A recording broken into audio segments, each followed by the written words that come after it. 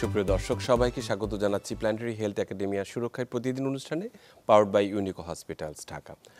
আপনাদের সঙ্গে রয়েছি আমি ডাক্তার অমিত হাসান। আজকে আমরা কথা বলতে চাই সার্জারির নানান বিষয় নিয়ে, বিশেষ করে সার্জারি নিয়ে শঙ্কা ও সচেতনতা।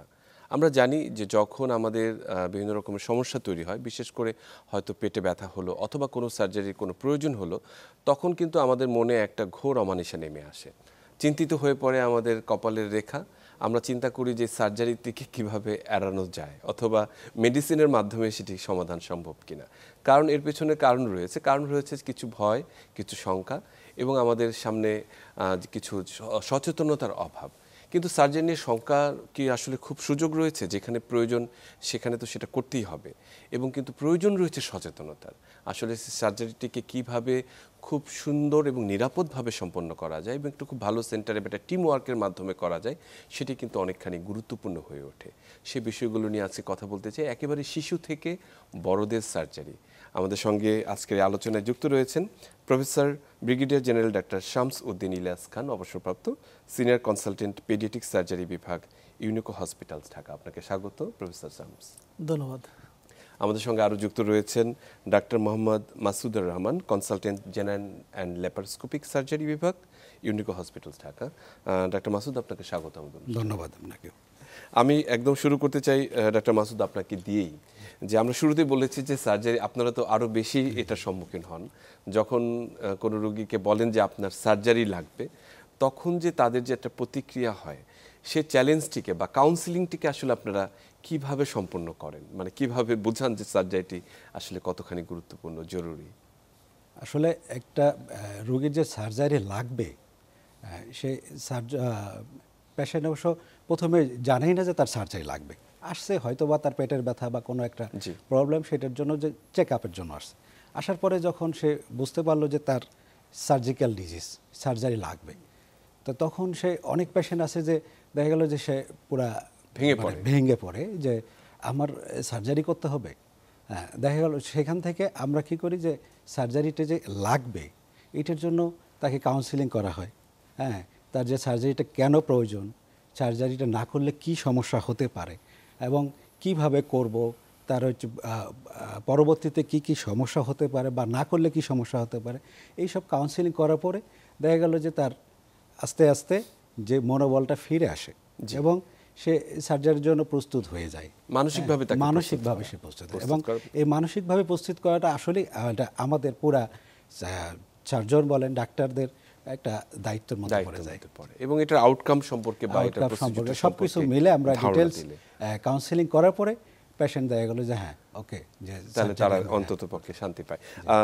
প্রফেসর ডক্টর শামস, আপনার কাছে যদি একটু আসি, যে বড়দের ক্ষেত্রে তো বুঝলাম যে তারা নিজেরা অনেক ক্ষেত্রে নিজেকে সান্ত্বনা দিতে পারেন, বুঝতে পারেন, কিন্তু বিশেষ করে আপনি পেডিয়াট্রিক সার্জন হিসেবে ছোটদের যখন সার্জারির কথা বিবেচনা করতে হয় যে একেবারে অবশ্যম্ভাবী, তখন বাচ্চারা তো আসলে অত বোঝে না, কিন্তু তাদের যে প্যারেন্টস রয়েছে বা অভিভাবক রয়েছে তাদেরকে মানানো নিশ্চয়ই আরও বেশি চ্যালেঞ্জ হয়ে দাঁড়ায়।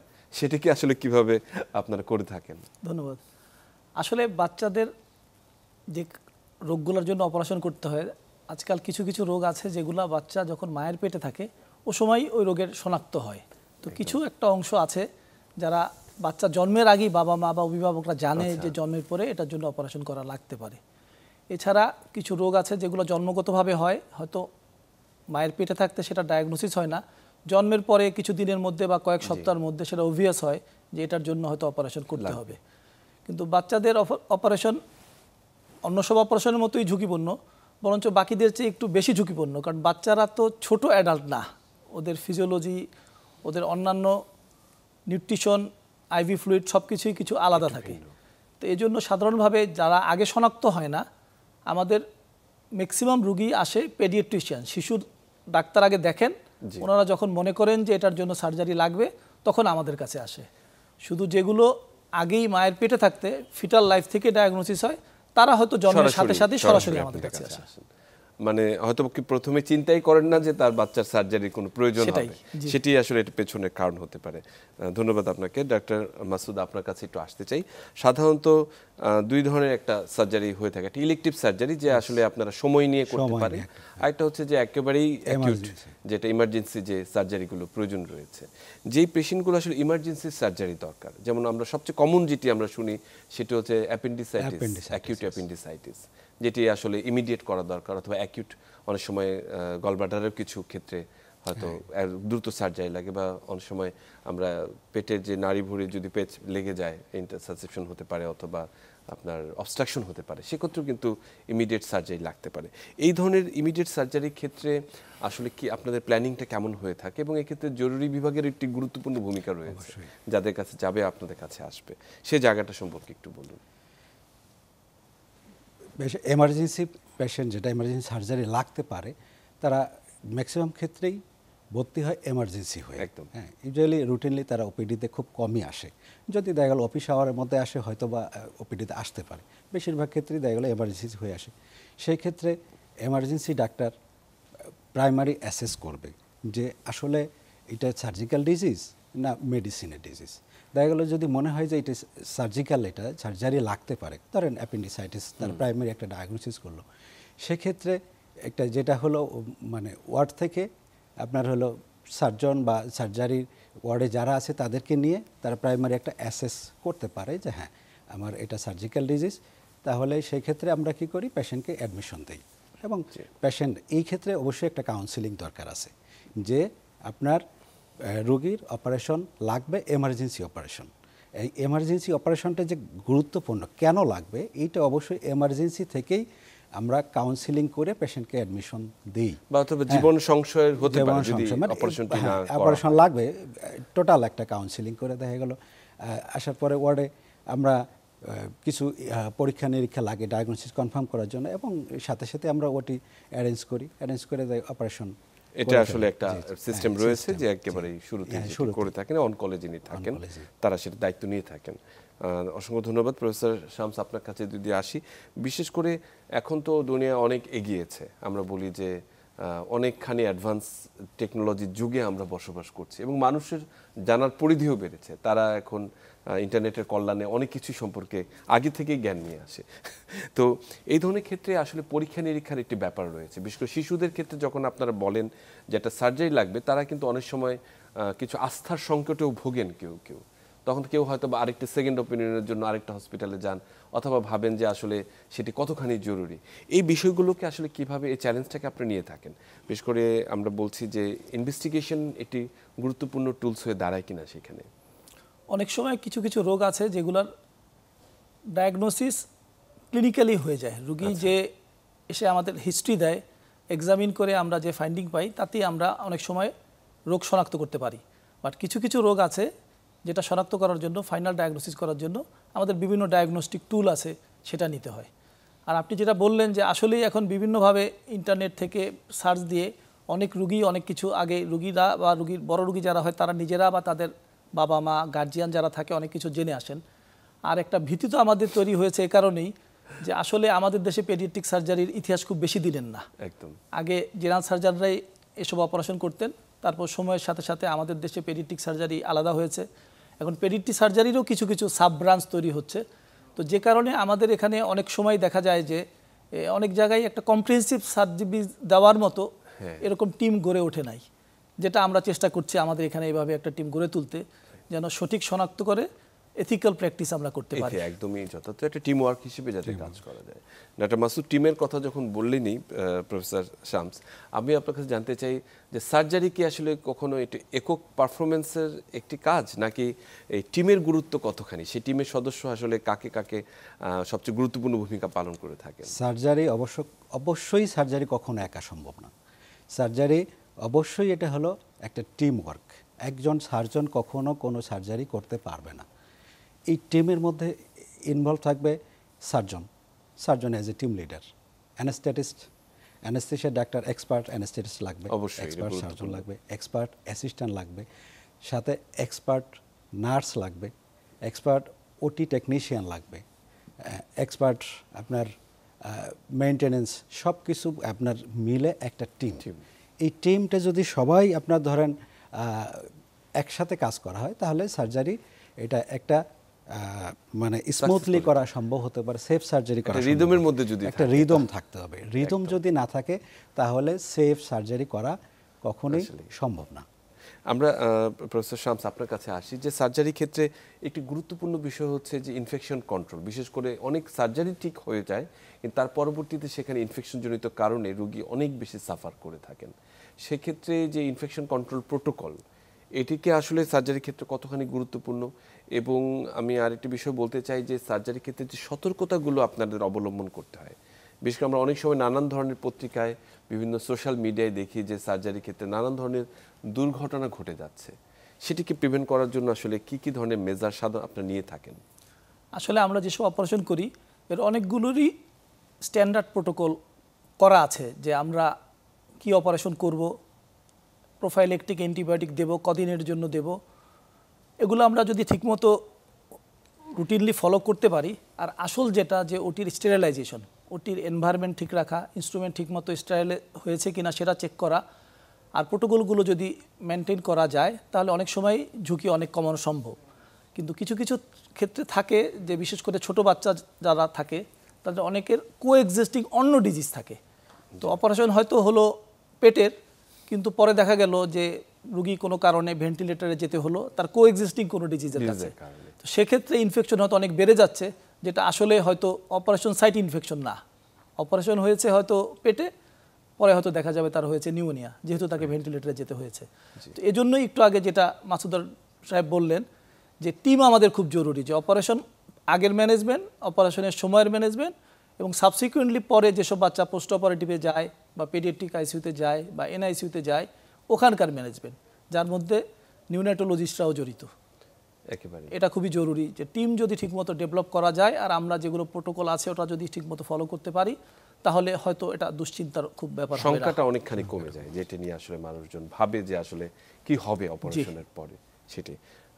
ডাক্তার মাসুদার আপনার কাছে যদি জানতে চাই সবচেয়ে কমন যে অপারেশনগুলো আপনারা কাছে আসে মূলত সেগুলো কোনগুলো আপনারা একেবারেই ডে টু ডে ওয়ার্ক যেগুলো করে থাকেন? এখন বর্তমানে যত অপারেশন করা হয়েছে তার মধ্যে সবচেয়ে কমন অপারেশন যেটা হলো পিত্তথলির পাথরের জন্য যে অপারেশনটা করা হয়। হ্যাঁ, পিত্তথলির এখন পাথরের যদি বলা হয় যে প্রকোপ বা ডিটেকশন সবচাইতে বেশি এবং অপারেশনটা সবচাইতে বেশি করা হয়। এবং এই পিত্তথলির পাথরের অপারেশনের মধ্যে এখন সবচেয়ে বেশি করা হয় ল্যাপারোস্কোপি, যেটা আপনি আসলে আপনার একটা ল্যাপারোস্কোপিক সার্জারিতেই বেশি সবচেয়ে করে। তাছাড়া আছে অ্যাপেন্ডিসাইটিস এমার্জেন্সি সার্জারি হিসেবে অ্যাপেন্ডিক্সের অপারেশন, হার্নিয়ার অপারেশন, কোলোরেক্টাল ক্যান্সার, ব্রেস্ট, এখন যেমন ব্রেস্ট ক্যান্সারের প্রকোপ অনেক বেশি। হ্যাঁ, তাহলে এইসব আর কি জেনারেল অপারেশন, আরও অনেক তো ছোট অনেক অপারেশন আছে। সার্জারির ফিল্ড অফ স্কোপ তো অনেক বেশি এবং অনেক সাব স্পেশালিটি এখন তৈরি হয়েছে। এখন অনকো সার্জন তৈরি হয়েছে, এখন কোলোরেক্টাল সার্জন তৈরি হয়েছে অনেক জায়গায়। আর আপনাদের জন্য সবচেয়ে কমন যেটা আমরা হচ্ছে গলব্লাডার, যেটা স্টোন যেটা আমরা বলি, পিত্তথলির পাথর, এটি একেবারেই সারা দেশ জুড়ে, এবং আমি জানি না সারা বিশ্ব জুড়ে, এই সাবকন্টিনেন্টে আরো বেশি। এই গলব্লাডারের পাথর অপারেশন নিয়ে আপনার কাছে জানতে চাই যে আসলে কখন, অনেক ক্ষেত্রে দেখা যাচ্ছে যে পেশেন্ট জানেও না, তার কোনো সিমটম নেই, একটা ইনসিডেন্টাল ফাইন্ডিং, হয়তো আল্ট্রাসাউন্ড করতে গিয়েছে দেখা গেল যে গলব্লাডারে একটা পাথর রয়েছে। এই ধরনের ক্ষেত্রে আপনাদের পরামর্শ কি? আসলে এক্ষেত্রে অপারেশন করে ফেলা কতখানি জরুরি, অথবা কারা এটা নিয়ে বছর পর বছর বসে থাকেন অনেকে, সেটি কতখানি আসলে যুক্তিসঙ্গত? আসলে পিত্তথলির পাথর সব বয়সী সবারই হতে পারে, পুরুষ মহিলা সবার হতে পারে, তবে মহিলাদের হচ্ছে সবচেয়ে একটু বেশি হয় পিত্তথলির পাথর। এবং পিত্তথলির পাথরের মানে ম্যাক্সিমাম ক্ষেত্রে, বেশিরভাগ ক্ষেত্রেই পিত্তথলির পাথরের অ্যাসিমটোমেটিক, কোনো লক্ষণ থাকে না। হ্যাঁ, বলা হয় মোর দ্যান 80% এটা হচ্ছে লক্ষণ থাকে না। ওই যে আল্ট্রাসোনোগ্রাম করতে গিয়ে বা কোনো একটা সমস্যার জন্য সে গেল, ধরা পড়লো। আর কিছু কিছু ক্ষেত্রে দেখা গেল যে সিমটোমেটিক হয়, লক্ষণ দেখা যায়, যেমন খাওয়ার পরে, বিশেষ করে চর্বি জাতীয় খাবার খাওয়ার পরে একটু ডিসকমফোর্ট ফিল হচ্ছে, উপর পেটে ব্যথা করতেছে, হ্যাঁ, মাঝে মাঝে ব্যথা হচ্ছে, মাঝে মাঝে আবার ঠিক হয়ে যাচ্ছে, কমে যাচ্ছে। তো এরকম সিমটম মাসের পর মাস থাকতে পারে। তখন দেখা গেলো তার আল্ট্রাসোনোগ্রাম করার পরে পিত্তথলি পাথর অনেকে ধরা এটাকে গ্যাসের বা গ্যাসের ব্যথা ভেবে দীর্ঘদিন চলতে থাকে। অনেকে মনে করে যে গ্যাসের সমস্যা, তাই গ্যাসের সমস্যা এরকম করে দীর্ঘদিন চলতেই থাকে। আবার কেউ কেউ আসতে পারে হঠাৎ করে প্রচণ্ড পেট ব্যথা নিয়ে, উপর পেট ব্যথা নিয়ে, যেটা অ্যাকিউট কোলোসিস্টাইটিস সিমটম নিয়ে এমার্জেন্সিতে আসতে পারে। হ্যাঁ, সেক্ষেত্রে দেখা গেল যে আমরা আল্ট্রাসোনোগ্রাম করার পরে পিত্তথলি পাথর ডিটেক্ট হয়ে গেল। তো এই ক্ষেত্রে অ্যাসিমটোমেটিক যদি হয়, যেটা কোনো মানে লক্ষণই ধরা পড়তেছে না, সেই ক্ষেত্রে আসলে অপারেশন বেশিরভাগ ক্ষেত্রে হয়তো না করলেও চলে, কিন্তু কিছু কিছু যদি কন্ডিশন থাকে সেক্ষেত্রে করা উচিত, করে ফেলা ভালো। হ্যাঁ, কোমরবিড ডিজিজ যদি, যেমন ডায়াবেটিস যদি থাকে, সেক্ষেত্রে অ্যাসিমটোমেটিক হলেও অপারেশন করা উচিত। কারণ হঠাৎ করে যদি অ্যাকিউট কোলোসিস্টাইটিস ব্যথা নিয়ে আসে, সেই ক্ষেত্রে ইনফেকশনটা দ্রুত স্প্রেড হওয়ার একটা পসিবিলিটিস থাকে। তাহলে এই জন্য যদি ডায়াবেটিক থাকে পেশেন্ট, অ্যাসিমটোমেটিক হলেও অপারেশন করতে হবে। আর যদি সিমটোমেটিক হয় তাহলে তো অপারেশন করতেই হবে। মানে এটি নিয়ে অনেকেই ভাবে যে পাথর আছে মানেই আমাকে সঙ্গে সঙ্গে ওটি টেবিলে আরেকটা হলো পাথর ধরার আগে, ডায়াগনোসিস করার আগে পেশেন্টের সিমটম থাকে না ইউজুয়ালি। যখন দেখা গেল ডায়াগনোসিস হলো, তারপরে থেকে দেখবেন সাইকোলজিক্যাল হোক, যে কোনো কারণে হোক, তার একটা সিমটম অ্যাফেয়ার করে। অপারেশন না করা পর্যন্ত তার সিমটম আর শান্তি হয় না মানুষ। এটা একটু ভালো বলেছেন প্রফেসর শামস। আপনার কাছে আসি যে বাচ্চাদের ক্ষেত্রে আসলে সবচেয়ে কমন সার্জিক্যাল প্রসিডিউর আসলে আপনারা কোনটি করে থাকেন, মানে যেটির জন্য নিয়মিত আপনাদের কাজ করতে হয়ে থাকে? আসলে বাচ্চাদের জন্য আমাদের দেশে মুসলিম প্রধান কান্ট্রি, সেই হিসাবে তো অবশ্যই মুসলমানই সবচেয়ে বড় সার্কামসিশন যেটাকে বলে বড় অপারেশন, এবং সবচেয়ে বেশি করা হয়। কিন্তু নন মুসলিম কান্ট্রি তো যেহেতু কিছু কিছু রোগের সাথে মুসলমানি করার কিছু উপকারিতা খুঁজে পাওয়া গেছে, ইউরিনারি ট্র্যাক্ট ইনফেকশন বা অন্যান্য কিছু রোগ আছে যেগুলা মুসলমানি না করলে ওদের বেশি হয়, যে কারণে অনেক দেশেই দেখা যাচ্ছে যারা মুসলমান অধ্যুষিত দেশ না, ও দেশেও মুসলমানি সার্কামসিশন সবচেয়ে কমন অপারেশন। এরপরে যে অপারেশন সবচেয়ে বেশি করা হয় সেটা হলো হার্নিয়া হাইড্রোসিল। একদম স্ক্রোটামের একদিকে বা দুই দিকে ফুলে যাওয়া, ওর মধ্যে যখন দেখা যায় যে স্ক্রোটামের মধ্যে পানি থাকে তখন আমরা তাকে বলি হাইড্রোসিল। আর যখন ফোলা অংশের মধ্যে পেটের মধ্যে কোনো অংশ, ইন্টেস্টাইন বা অন্য অংশ ঢুকে যায়, তখন তাকে আমরা হার্নিয়া বলি। তো আমাদের দেশে এবং সারা বিশ্বেই মুসলমানের পরে পেডিয়াট্রিক সার্জনদের সবচেয়ে বেশি যে অপারেশন করতে হয় সেটা হলো হার্নিওটমি। বাচ্চাদের হার্নিয়া বা হাইড্রোসিলের জন্য অপারেশন করতে হয় অনেক ক্ষেত্রে। এটি খুব ভালো বলেছেন। এবং আমি একই সঙ্গে একটা সম্পূরক প্রশ্ন আপনাকে করতে চাই যে অনেকে ভাবেন যে সার্কামসিশন বা যেটা মুসলমানি বললেন, এটি খুবই একটা নর্মাল একটা মাইনর প্রসিডিউর। এক্ষেত্রে কিন্তু সতর্কতার ক্ষেত্রে কিন্তু অনেকে কম্প্রোমাইজ করে থাকেন, কিন্তু আমরা সম্প্রতি দেখেছি যে অনেক দুর্ঘটনাও কিন্তু এর কারণে ঘটেছে। পেডিয়াট্রিক সার্জন হিসেবে আপনি কি মনে করেন যে এক্ষেত্রে সতর্কতা কি অবলম্বন করা উচিত? আসলে যে অপারেশন করতে অ্যানেস্থেসিয়া দিতে হচ্ছে, সেক্ষেত্রে একজন অ্যানেস্থেটিস্টের সাপোর্ট থাকা দরকার।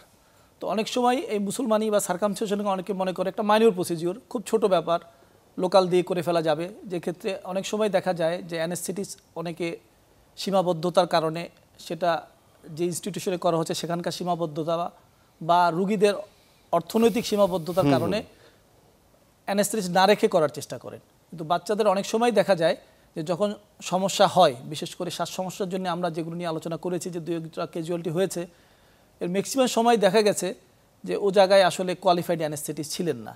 ফলে যে সময় বাচ্চার শ্বাস নেওয়ার অসুবিধা হয়েছিল, অপারেশন ঠিকমতোই শেষ হয়েছে, কিন্তু রুগী যখন শ্বাস নিচ্ছিল না, তখন যে রুগীকে এন্ডোট্রাকিয়াল ইনটিউবেশন করা বা ভেন্টিলেটর সাপোর্ট দেওয়ার ওই লোক অ্যাভেলেবেল ছিল না। তার মানে এটি একদম ইকুইপড একটা হসপিটালে আসলে করা উচিত যেখানে সাপোর্টই রয়েছে। এই ঝুঁকি হয়তো সবসময় হবে না, এই কমপ্লিকেশন সব জায়গায় হবে না, কিন্তু যখন হবে খুব কম সময়ের মধ্যেই পেশেন্ট খারাপ হয়ে যায় এবং যেতে পারে, মর্টালিটি হতে পারে। মানে সেটি কিন্তু আসলে সতর্কতা, মানে শঙ্কার যে কারণ তৈরি হয়, একজনের একটি দুর্ঘটনা সবার মধ্যে শঙ্কার তৈরি করে, এবং সর্বতভাবে সতর্কতাই সবার শঙ্কা কমাতে পারে, সেটি আসলে মূল কথা। ডক্টর মাসুদ, আমি আপনার কাছে একেবারেই আসতে চাই শেষের দিকে। সেটি হচ্ছে যে আমরা এই যে সার্জারি ক্ষেত্রে আমরা দেখেছি যে বাইরের দেশের সঙ্গে যে আমাদের একটা পার্থক্য, যে অনেক সময় রুগীকে বা রুগীর লোককে প্রপার কাউন্সেলিংটি করা হয় না, যে সার্জারি যে আউটকামটি হতে পারে, এর ফলে যে কী কী সমস্যা হতে পারে, পরবর্তী যে হতে পারে, সেটি নিয়ে খুব বেশি কথা বলা হয় না, এবং ওনারা হয়তো অনেকে বুঝতে পারেন না যেটি করতে যাচ্ছেন। সেটি একটি বিষয়, এবং অনেক ক্ষেত্রে তাদের যে সীমাবদ্ধতা, আর্থিক যে সীমাবদ্ধতা, সেটি অনেক সময় তাদের এই সার্জারিতে বিলম্বিত করে। এ প্রসঙ্গে আসলে আপনার কোনো মতামত রয়েছে কিনা?